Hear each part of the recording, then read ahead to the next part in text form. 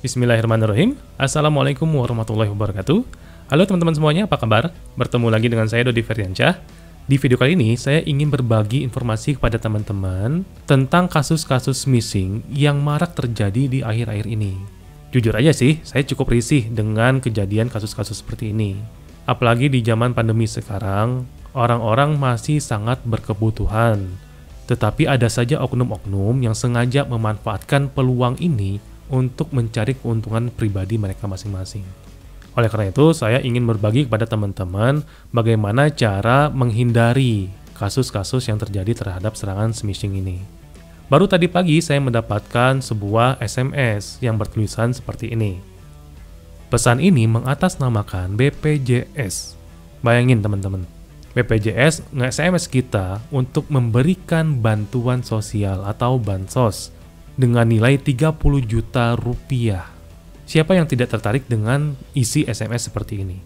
Bagi teman-teman atau kerabat di sekitar kita, tolong dihimbau, hati-hati jika menerima SMS seperti ini. Saya tidak ingin semua masyarakat itu terjerumus atau tertipu dengan modus-modus penipuan seperti ini. Nah, yang menariknya dari SMS ini adalah mereka atau para penjahat tadi itu memberikan sebuah URL yang tentu saja URL-nya itu sudah dipendekkan dan pasti tidak akan diketahui oleh si pengunjung atau si penerima SMS tadi. Teknik ini dikenal dengan URL shortening. Walaupun kalau kita lihat di SMS tadi atau di URL tadi itu ada kata BPJS kita, tapi teman-teman jangan langsung tergiur. Di sini saya akan memberikan tips kepada teman-teman bagaimana kita bisa terhindar dari modus-modus penipuan smishing seperti ini. Yang pertama, sangat jelas sekali bahwa lembaga-lembaga atau organisasi pemerintah tidak akan mungkin memberikan informasi yang penting seperti ini melalui media SMS. Kalau lembaga pemerintahan sekedar menyampaikan himbauan, mungkin bisa melalui SMS, kayak dulu misalkan dari Kominfo. Mereka memberikan himbauan melalui SMS. Tetapi untuk informasi-informasi yang seperti ini, sangat tidak mungkin. Jadi ketika kita mendapatkan SMS yang isinya seperti yang di depan, maka tolong jangan langsung percaya.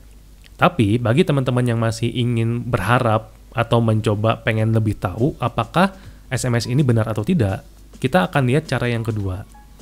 Cara yang kedua, kita lihat sendernya atau nomor dari pengirimnya. Kalau penyebaran informasi melalui SMS oleh pemerintahan, biasanya sendernya itu bukan berupa nomor personal, tapi sudah menjadi sebuah nama.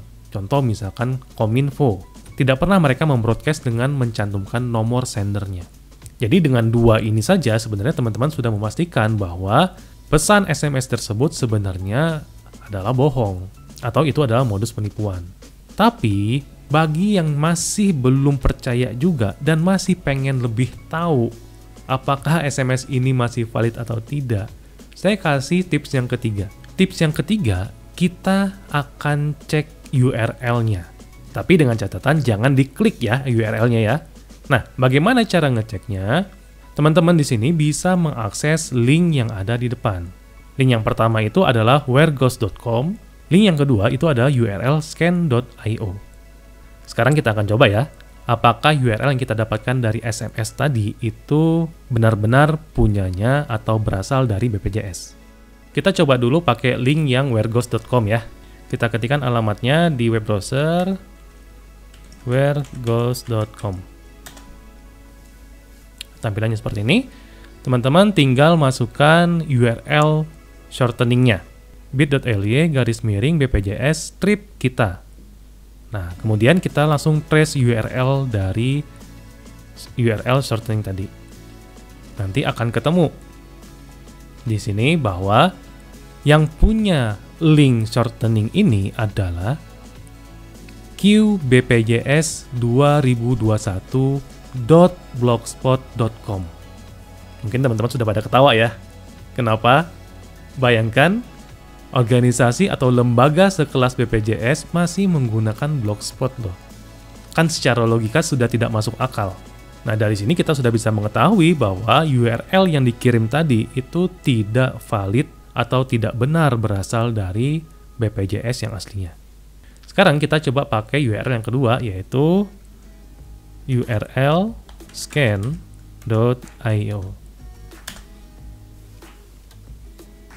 Cara menggunanya pun sama, kita tinggal masukkan URL shorteningnya. Terus kita tekan tombol public scan. Kita tunggu dulu. Nah, sekarang sudah muncul hasilnya. Terus kita samakan dengan hasil scan dari aplikasi yang pertama tadi.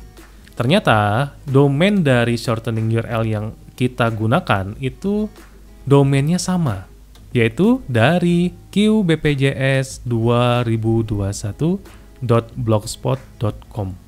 Nah, sampai sini stop.